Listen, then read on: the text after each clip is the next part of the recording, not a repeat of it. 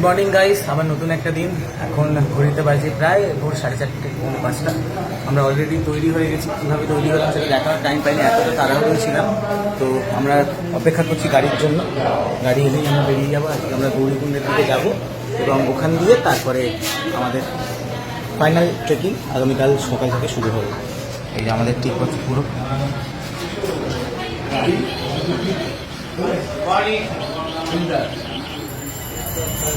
বৃষ্টি পড়ছে, কোনো গাড়ি আসেনি। আমরা গাড়ির মাঝখানে বসার জন্য ঠান্ডা করছি, এলে খুব পুকুরে পড়বে। যারা গলা খুব অবস্থা খারাপ। বলো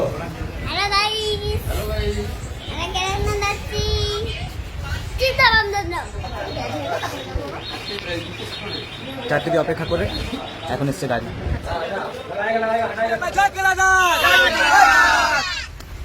আমরা বেরিয়ে গেছি অলরেডি এবং আমরা গাড়ি ছেড়েছি। এই মজা হচ্ছে।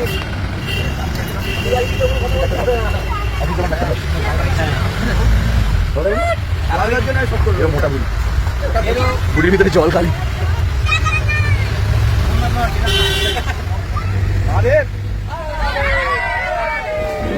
আমরা এখন একটু খেতে নেমেছি এবং যেখানে আছি খাওয়া দাওয়া করবো। আমরা সেখানে নেমেছি, পথ যাওয়া হয়নি, অনেকটা রাস্তা যেতে হবে। গলাটা অলরেডি ওয়েদার চেঞ্জিং এর জন্য চোখ হয়ে গেছে, তাই অন্যরকম লাগতে পারে। আরেকবার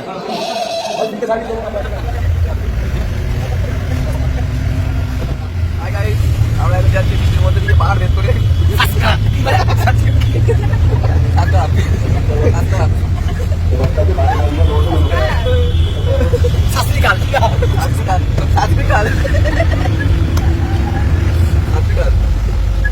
কিছু বলার আগে ছোট ছোট কারণে বন্ধ করে বল। কি আর বলবো, এই জিনিসটা যেটা করছে সবসময় খায়। আমাদের গান চলছিল, ভালো লাগছে। এখানে ক্যামেরা বের করেছো, সাবস্ক্রাইব খারাপ সাবস্ক্রাইবার ওকে ভালো দেখলেন। রাস্তায় এরকমই মজা করতে করতে আমরা চলে গেছিলাম, দারুণ আনন্দ করেছি। এবং এরপরে আমরা খেতে যেখানে দাঁড়িয়েছিলাম ওখানে একটুখানি ছবি তোলা হচ্ছিল। দারুণ একটা জায়গা। গাইস, এখন আমরা খেতে এসেছি, লাঞ্চ টাইম। এখানে অনেকটা পথ বাকি, প্রায় 70 কিলোমিটার মতো রাস্তা বাকি। তার আগে একটু লাঞ্চ করে নেওয়া, দেখাই লাঞ্চে কি খাচ্ছি। খাওয়া দাওয়ার পর আমরা বেরিয়ে পড়েছিলাম অত্যন্ত দুর্গম একটা পথ পেরিয়ে। এবং তারপরে কি হলো সেটা আপনাদেরকে দেখাচ্ছি। তো হ্যালো গাইজ, আমরা চলে এসেছি সীতাপুরে। প্রায় 12 ঘন্টার জার্নি। আমরা সকালবেলা 7টার সময় গাড়ি ছেড়েছিলাম, এখন ঘড়িতে বাজে হচ্ছে 7:32। তার মানে প্রায় 12 ঘন্টার জার্নি করার পর আমরা চলে এসেছি। এবং কীভাবে নামলাম না দেখানো গেল না, কারণ মারাত্মক বৃষ্টি হচ্ছিল। আর গাড়ির মধ্যেই বসেই সোয়েটার ফোয়েটার করতে হচ্ছে। ঠান্ডাটা বলবো না যে অসাধারণ কিছু, কিন্তু ঠান্ডা আছে। এবং এই চা খাচ্ছি। অলরেডি যে খবরটা পাওয়া গেছে, কেদারনাথ খোলা নেই। আজকেও অনেকেই ট্রাভেল করতে পারেনি কেদারনাথ, তাই ভগবানের ইচ্ছা যদি কালকে আমরা যেতে পারি। আমরা ট্রাই তো মারবো যাওয়ার একবার, তাই সমস্তটাই ওনার উপরে ছেড়ে দিয়েছি। আপাতত চা খাচ্ছি, তোমরা দেখতে থাকো ব্লগটা কীভাবে কী হলো। যা দুর্গম পথ পেরিয়ে এসেছি আমরা, মানে চারিদিকে খুব খারাপ অবস্থা।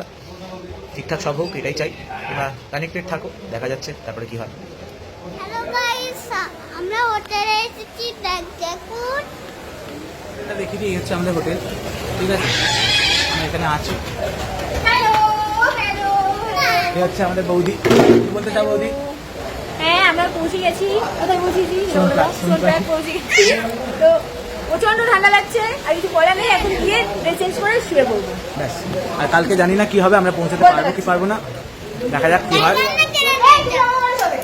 পরে আবার দেখা হচ্ছে। আপাতত টাটা। তো বন্ধুরা, রাতের খাবার শেষ করে আমরা ঘুমাতে চলে গেছিলাম এবং পরের দিন কি হচ্ছে আপনারা দেখে নিন। Good morning guys. যা মারাত্মক ঠান্ডা, টেকা যাচ্ছে না বস। মধ্যে চান করতে হবে। আর যা বৃষ্টি, মনে হয় না কেদারনাথ যেতে পারবো। যা বৃষ্টি জানি না তুঙ্গনাথও যেতে পারবো কিনা। খুব খারাপ অবস্থা। আমাদের সামনে হোটেলটা এবং ভিউটা তোমাদেরকে দেখাই। দ্যাটস দ্য ভিউ, অসাধারণ একটা ভিউ। মনোজিত আছে।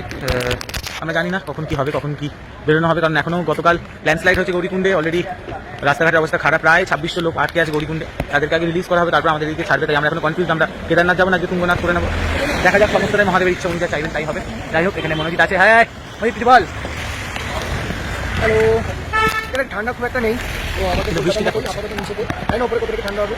আর যতটা শুনতে পাচ্ছি যে ওখানে যত লোক আটকে ছিল তাদের সবাইকে নামাবে, তারপর আমাদেরকে ছাড়বে। তো আমরা চেষ্টা করছি যে এই রেটটাকে না করা। তো আমরা অন্যদিকে চলে যাবো, তুঙ্গনাথে চলে যাবো, দেখা যাক শেষমেশ কী হয়। তো আলটিমেটলি আমরা এখন বেরোচ্ছি তুঙ্গনাথের জন্য। আমরা আজকে পৌঁছবো, গিয়ে কালকে সকালবেলা তুঙ্গনাথ ট্রেক করবো এবং আগামীকাল রাত্রিবেলার মধ্যে আবার এখানে ফিরে 15 তারিখে চেষ্টা করবো কেদারনাথ কোথাও, কারণ রাস্তাঘাটের অবস্থা সত্যিই খুব খারাপ। অনেক কিছু বলতে চাই, কিছু আর বলার নেই।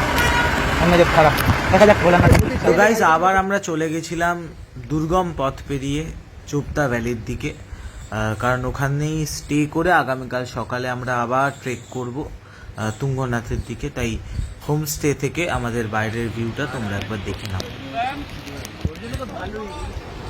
গাইজ তো প্রায় 7 থেকে 8 ঘন্টা ট্রাভেল করার পর আমরা চোপতা ভ্যালিতে চলে এসেছি এবং আমরা এখানে আজকে থাকবো। প্রাকৃতিক দুর্যোগের জন্য আমাদের বলতে গেলে একটা দিন পুরো লসই হয়ে গেল। আমরা কেদারনাথও যেতে পারলাম না এবং আজকে চোপতাতে এসেছি। কালকে সকালবেলা চোপতাটা ট্রেক করবো, আমরা করে দর্শন করবো ওখান দিয়ে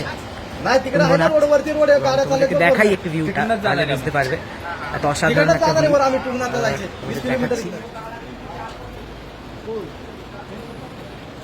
মানে দেখে মনে হবে পাহাড়ের বুকেই আছি আমরা, এত অসাধারণ একটা জায়গা। এবং এইটা হচ্ছে আমাদের রুম, ঠিক আছে, হচ্ছে আমাদের রুম এবং এইটা হচ্ছে আমার বেড।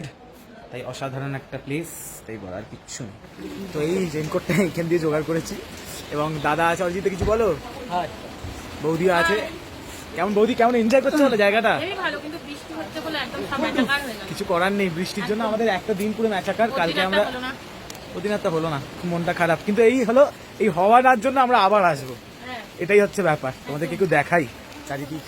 এই হচ্ছে এরকম বড় বড় ধুতরা ফুল কোথাও দেখা যায় না। এই হচ্ছে ভিউ বস, দেখে নাও। মানে মনে হচ্ছে ভূস্বর্গে অবস্থান করছি, মানে একদম পাহাড়ের বুকে। ওই দিকগুলো পুরো মেঘ, ওই দিকগুলো পুরো মেঘ, তোমরা ভাবতে পারো। Heavy heavy.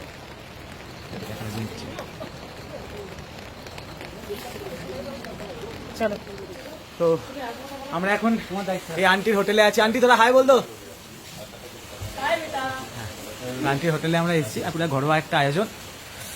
অলরেডি ফার্স্ট ব্লগটা আপলোড হয়ে গেছে, তাই তোমরা দেখে নিয়ে যাও। বলতে চাই এই যে ওয়েদার, এই যে মৌসুম এখানে এসে পড়েছি, একদম পারফেক্ট টাইমিং। এর থেকে সুন্দর মনে হয় না কিছু হতে পারে জীবনে। জীবন যদি থাকে একবার পাহাড়ে আসো, তুঙ্গনাথে আসো, কেদারনাথে আসো, আসলে জীবনের মজা বুঝতে পারবে। আপনি কি বলতে চান স্যার? হ্যাঁ, হাই গাইস, আমরা এসেছি তুঙ্গনাথ দর্শন করতে, কিন্তু এসেছি প্রচন্ড বৃষ্টির মধ্যে আছি। ঠিক আছে, আশা করি তুঙ্গনাথ পৌঁছাতে পারবো। কিছু বলো। হ্যালো, আমরা এখানে এসেছি just looking like a wow. আর কিছু বলার নেই, খুবই সুন্দর জায়গা। বাড়িতে বসে না থেকে শিখে চলে আসো, তাই না?